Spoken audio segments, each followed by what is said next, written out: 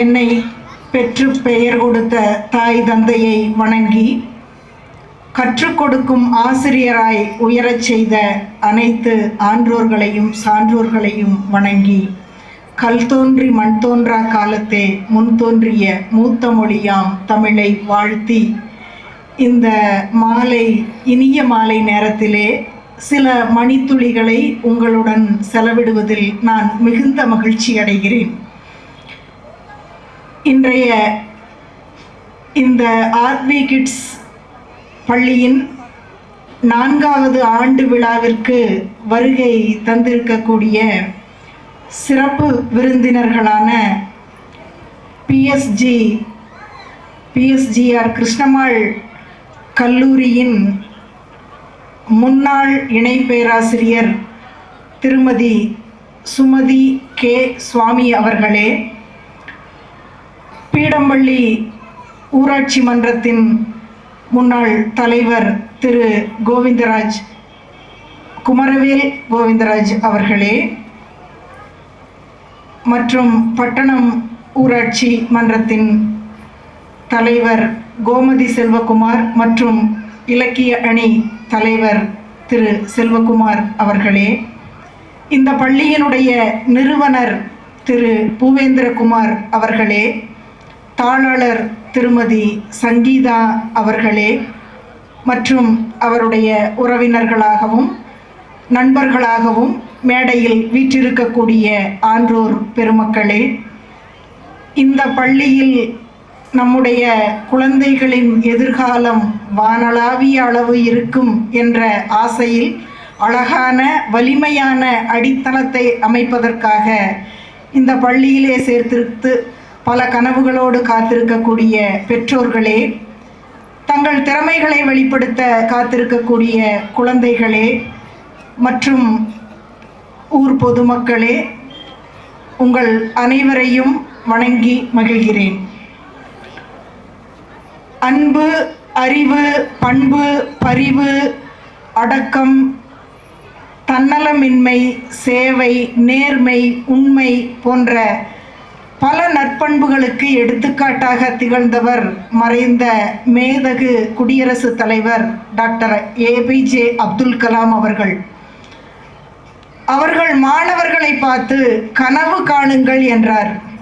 மேலும் கனவை பற்றி அவர் சொல்லும் பொழுது, உறங்கும் பொழுது வருவதல்ல கனவு, உன்னை உறங்க விடாமல் செய்வதே கனவு என்றார். பெற்றோர்களே, நீங்கள் எப்பொழுதாவது கனவு கண்டதுண்டா? உங்கள் குழந்தைகளுக்கு கனவு எப்படி காண வேண்டும் என்பதை சொல்லிக் கொடுத்ததுண்டா? உங்கள் குழந்தைகளிடம் உங்கள் கனவை பற்றி நீங்கள் பேசியிருக்கிறீர்களா? உங்கள் வீட்டின் மொட்டை மாடியிலோ அல்லது வீட்டு வாசலிலோ ஒரு திறந்த வெளியில் அமர்ந்து கொண்டு உங்கள் குழந்தைகளோடு வானத்தை பார்த்து கொண்டு நிலாவை ரசித்தபடி நட்சத்திரங்களை ரசித்தபடி உங்கள் குழந்தைகளுடன் பேசியதுண்டா? உங்களின் ஆசைகளை கனவுகளை எல்லாம் உங்கள் குழந்தைகளுடன் பகிர்ந்து கொண்டதுண்டா? சற்றே யோசித்து பாருங்கள். உங்கள் குழந்தைகளை எப்படி கனவு காண வேண்டும் என்று நாம் தான், பெற்றோர்களாகிய நாம் தான் சொல்லித்தர வேண்டும். ஒரு பொது இடங்களுக்கு, ஒரு மருத்துவமனைக்கு அல்லது மாற்றுத்திறனாளிகளுடைய இல்லத்திற்கு அல்லது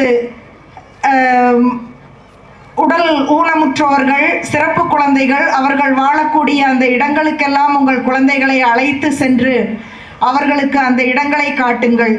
அவர்கள் அங்கே என்ன இன்னல் உறுகிறார்கள் என்பதை அவர்கள் பார்க்கட்டும்.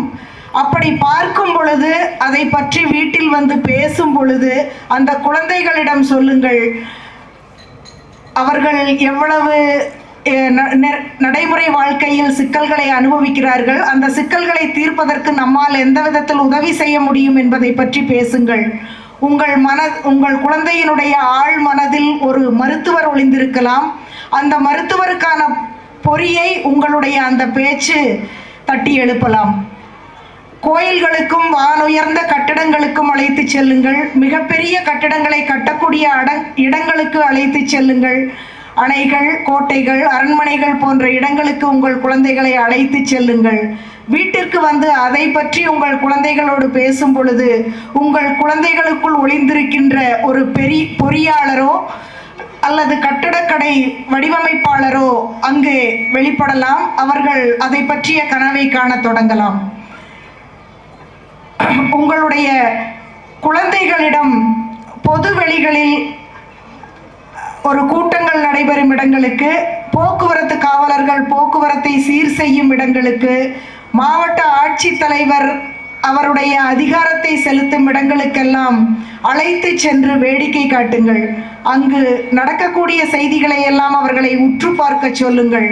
அப்பொழுது உங்கள் குழந்தைகளுக்குள் ஒளிந்திருக்கின்ற ஒரு ஆளுமையை வெளிக்கொணர உங்களால் இயலும். ஒரு தலைவனை நாளை வெளிக்கொணரலாம். குழந்தைகளுக்கு எப்படி கனவு காண வேண்டும் என்பதை நாம் தான் சொல்லிக் கொடுக்க வேண்டும். எண்ணம் தான் வாழ்க்கை, எண்ணம் தான் எல்லாம் என்பார்கள். எண்ணம் நல்லதாக இருந்தால் எல்லாம் நல்லதாக நடக்கும். எதை பற்றியும் நாம் எண்ணுவதிலிருந்து தான் முதலில் தொடங்குகிறது. எப்படி எண்ண வேண்டும், எதை எண்ண வேண்டும் என்பதை நம்முடைய குழந்தைகளுக்கு நாம் சொல்லித்தர வேண்டும். இந்த உலகத்தில், இந்த அவசரமான உலகத்தில் குழந்தைகளிடம் நேரம் செலவழிப்பதற்கு நாம் இயலாதவர்களாக இருக்கிறோம். குழந்தைகளிடம் நாம் பேச மறுத்தால், குழந்தைகளிடம் நம்முடைய கருத்துக்களை சொல்லி வளர்க்க நாம் நேரமில்லை என்று ஓடிக்கொண்டே இருந்தால், குழந்தைகள் யார் அவர்களிடம் நன்றாக பேசுகிறார்களோ அவர்களிடம் பேச தொடங்குவார்கள். அவர்கள் பேச்சை தான் கேட்பார்கள். பின்னாளில் நாம் நம்முடைய பேச்சை குழந்தைகள் கேட்கவில்லையே என்று வருத்தப்படக்கூடாது. அதற்காகத்தான் சொல்கிறேன், 5இல் வளையாதது 50இல் வளையாது. இந்த கையில் ஒன்று வச்சிருக்கிறோமே செல்போன், அதை 5 வயதில் உங்கள் குழந்தைகளிடம் கொடுத்து பழகினால் 50 என்ன 100 போனாலும் உங்கள் குழந்தையை எதற்கும் வளைக்க முடியாது. ஏனென்றால் நம் குழந்தைகள் நம் சொல் பேச்சை கேட்க வேண்டும், பொது இடங்களில் நம்மை தொந்தரவு பண்ணக்கூடாது என்றெல்லாம் நாம் கையில் கொடுக்கக்கூடிய இந்த செல்போன் அவர்களை நேரத்தை வீணாக்கக்கூடிய விஷயத்தில் தள்ளிவிடுகிறது. அந்த குழந்தைகளுக்கு அந்த ஃபோனில் எதை பார்க்க வேண்டும், எதை பார்க்க வேண்டாம் என்பதை சொல்லிக் கொடுக்கக்கூடிய இடத்தில் நாம் இருக்கிறோம். இப்போ உணவுகள், இத்தனை உணவுகள் இருந்தாலும் தினமும் நம் குழந்தைகளுக்கு ஒரு நூடுல்ஸையோ பீஸாவையோ பர்கரையோ வாங்கி தர மாட்டோம். அதே போல எத்தனை பொழுதுபோக்கு விஷயங்கள் அந்த ஸ்மார்ட் போனில் இருந்தாலும் அதில் எதை பார்ப்பது, எதை தவிர்ப்பது என்பதை நாம் தான் சொல்லித்தர வேண்டும். குழந்தைகளோடு அதிக நேரம் பேச நாம் தயாராக இருந்தால் குழந்தைகள் நம்மிடம் நிறைய பகிர்ந்து கொள்ள தயாராக இருப்பார்கள். அந்த குழந்தைகளுக்குள் இருக்கக்கூடிய திறமைகள் வெளிப்படும். அந்த திறமைகளை நாம் இனம் கண்டு அவர்களை வைரங்களாக பட்டை தீட்ட முடியும்.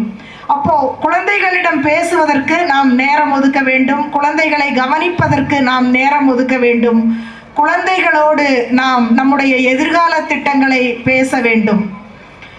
நம்முடைய எண்ணங்கள் தான் வாழ்க்கை. நம்முடைய கனவு இப்பொழுதே நம்முடைய மனதில் விதைக்கப்படுகின்ற கனவுதான் வாழ்க்கையாகிறது என்பதற்கு ஒரு மிகச்சிறந்த எடுத்துக்காட்டை உங்களுக்கு சொல்கிறேன்.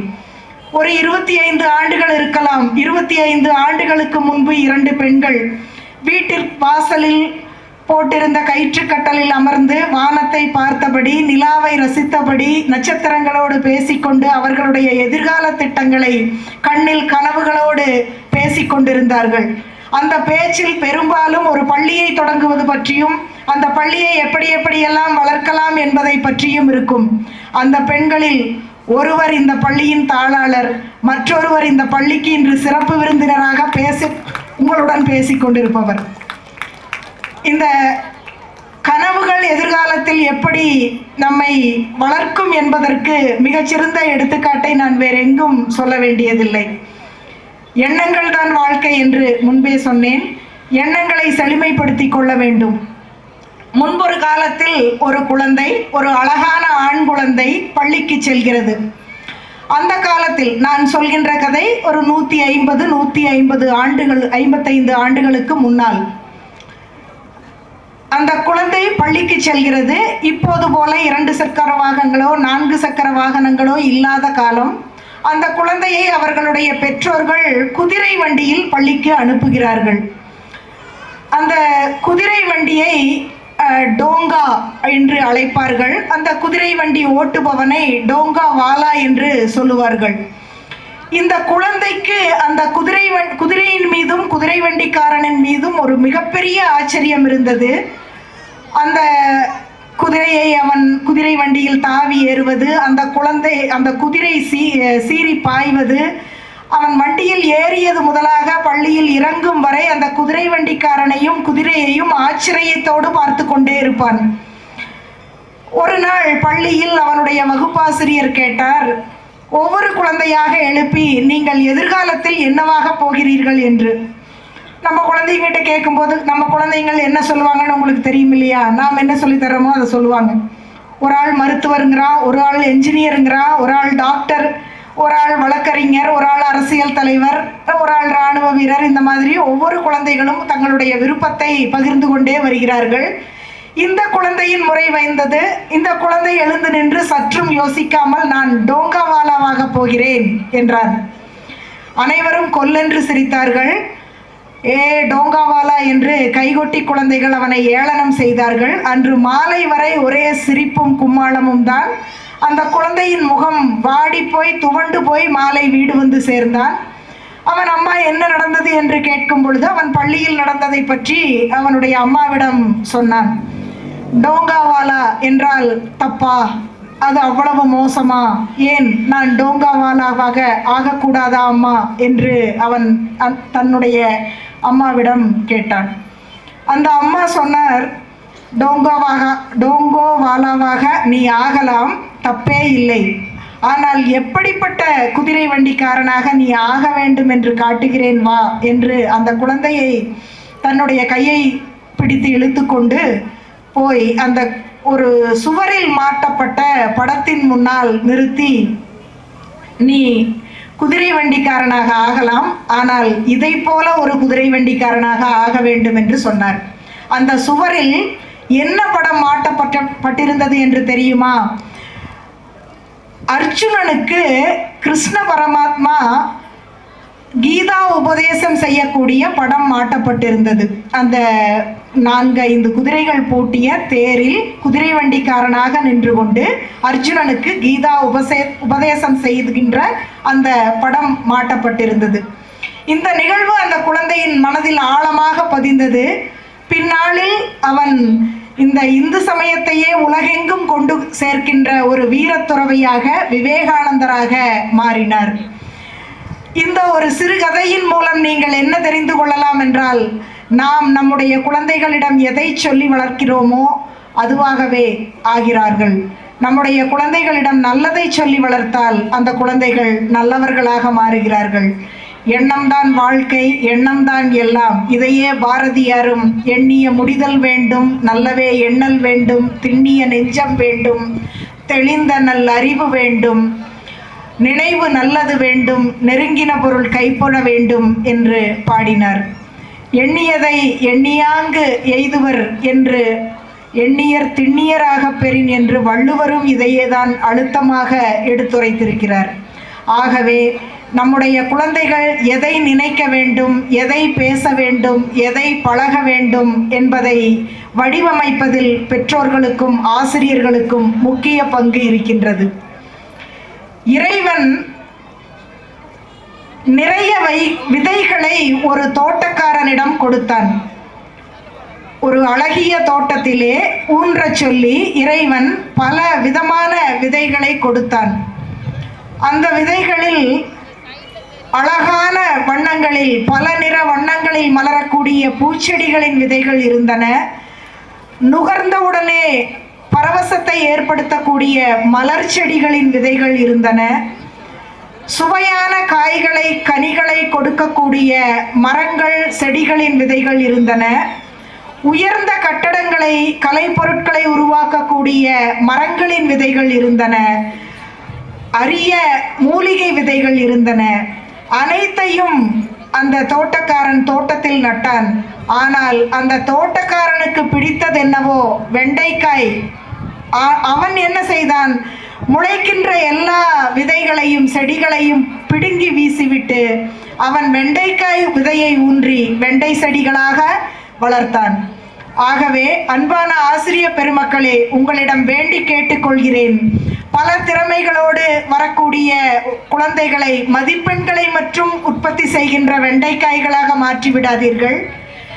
பள்ளிகளை குறித்தும் கல்வியை குறித்தும் இந்த அழகான கதை ஒரு அயல்நாட்டு கதை.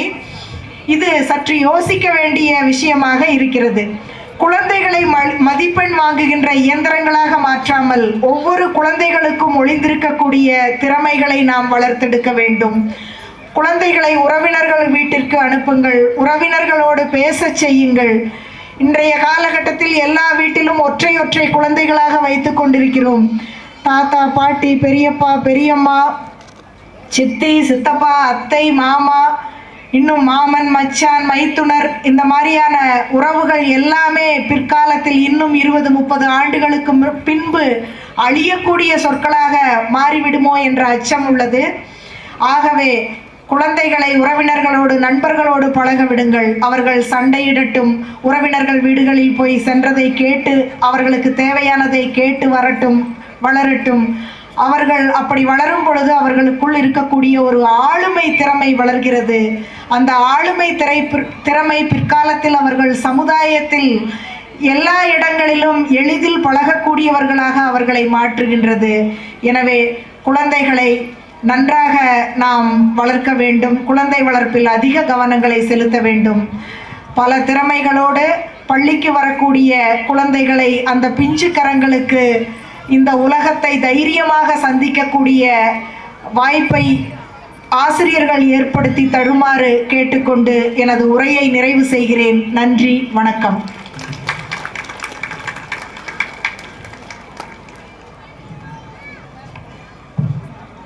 பெற்றோர்களுக்கு குழந்தைகளை எப்படி வளர்க்க வேண்டும் என்று எடுத்துரைத்ததுக்கு மிகவும் நன்றி ma'am. Now I request Mr. Kumaravelu sir to address the gathering.